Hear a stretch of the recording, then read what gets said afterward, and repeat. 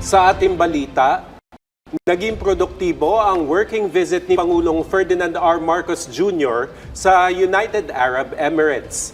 Kabilang dito ang paglagda ng Comprehensive Economic Partnership Agreement o CEPA na sinaksihan ng Pangulo Pangulo ng UAE na si President Sheikh Mohammed bin Zayed Al Nahyan.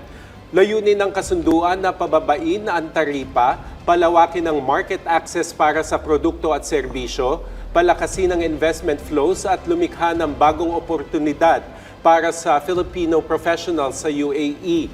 Ayon sa Pangulo, mas mapapalalim pa ng kasunduang ito ang ugnayan ng dalawang bansa at makapagbibigay ng oportunidad sa mga Pilipino na nagtatrabaho sa naturang bansa tungo sa kanilang pag-unlad.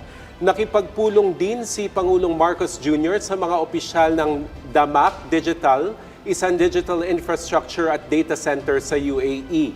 Tinalakay ng Pangulo at founder ng Chairman ng kumpanya na si Hossein Sajwani ang planong pamumuhunan sa Pilipinas kabilang ang pagtatayo ng isang data center sa Laguna. Binigyan diin ng Pangulo na malaking bagay ang planong paglalagak ng puhunan ng DAMAC Digital na maiposisyon ang Pilipinas bilang data center hub. Isa rin sa highlights ng working visit ni Pangulong Marcos ang pakikibahagi niya sa Abu Dhabi Sustainability Week. Binigyan diin